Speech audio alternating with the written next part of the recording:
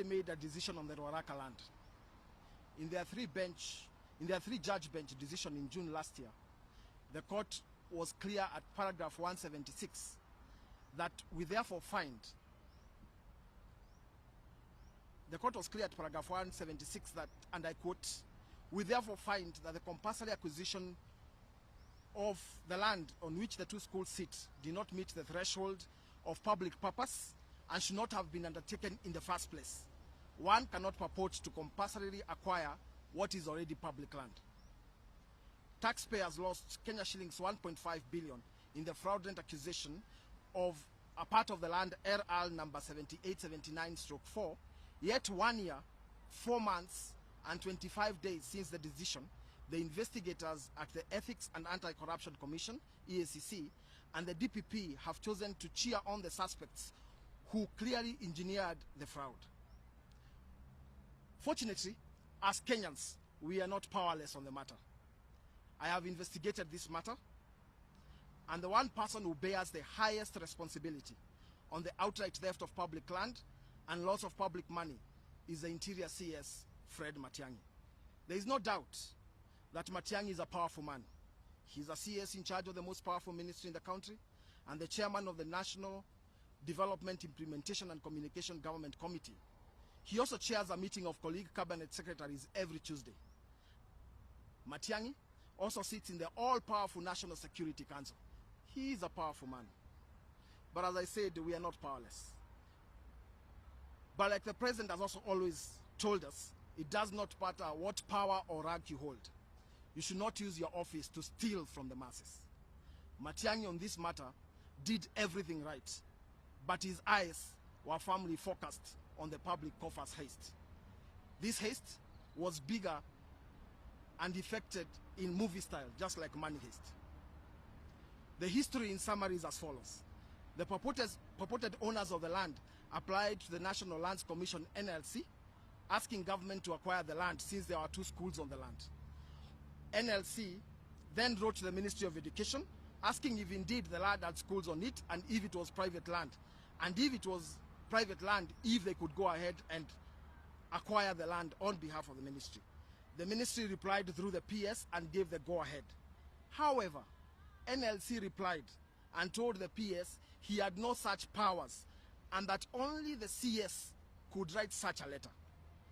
CS Matiangi immediately constituted a quality and standards team to investigate the matter before he could give the authority.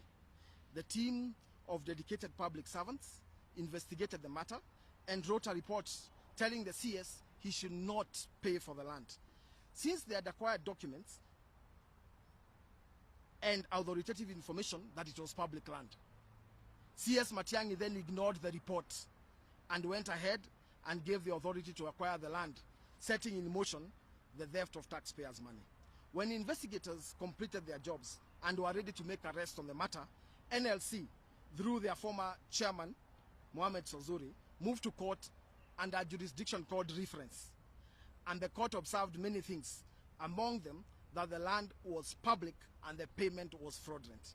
So, ladies and gentlemen and fellow Kenyans, since this decision still remains active and has never been stayed, why would EACC and DPP just sit back and let outright thieves of our money make decisions on our public money as chairman of cabinet secretaries? It is this utadu attitude that informs why I'm moving to court to go ahead and charge CS Matiangi on this matter. Tomorrow morning, at the Anti-Corruption Court, I'll be asking the court to immediately allow me to personally prosecute CS Matiangi. Why CS Matiangi, you may ask? Because he bears the highest responsibility. And unlike the DPP, I am using personal resources from my pig and avocado farm. I am a man of little resources. I cannot therefore prosecute all the thieves in this matter. But the one thief who was a super mastermind, I will take on him. I will be circulating to you a copy of the charge sheet with 4 counts of abuse of power and other anti-corruption crimes that I intend to charge CS Matiangi on. At this moment, it is good to inform you that I have received At this moment, I would want to inform you that I have received confirmation from Nairobi Governor Mike Sonko that he would testify on this matter to prove that it was actually public land. Kikuyu MP Kimani Ichung'wah has also confirmed that he would testify as chair of budget that the Ministry of Education approached Parliament to allocate 1.5 billion on this matter. Ladies and gentlemen, allow me to finally say this.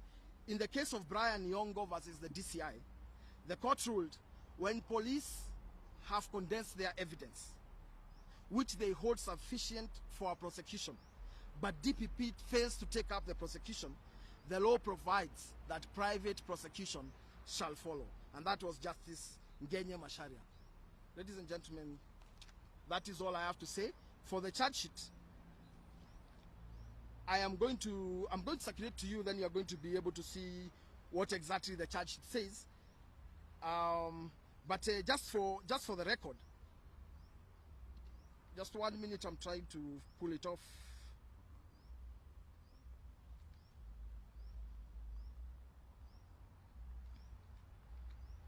I have attached, I'm going to court with 193 pages of evidence to show how this crime was effected.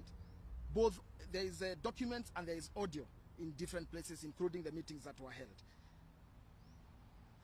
So just to go on record, the first charge I am going to be taking on Matiangi is on abuse of power.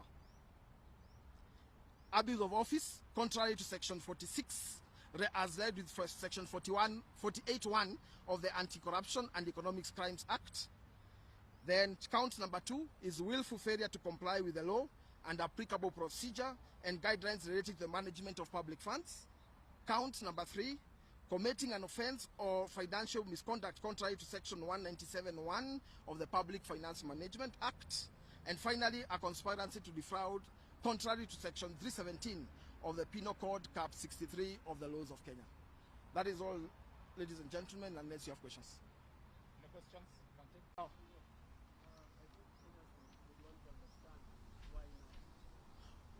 Yes, the question of why now. The law provides for a private prosecutor to go to court so that not everyone is going to court to do this thing. The law provides that you allow the EACC, the police, and the DPP to do the investigations. I think since this was effected in 2017 and the investigation started in 2018, we've given DPP and EACC sufficient time. And now it is time for us to ask the questions directly in court. Let me also say this. If the court allows us to go on with the private prosecution, we are going to call you again because there is a ruling by Justice Mombingoge on public servants who are charged in court. I'm sure I don't need to say more than that. You can go and check.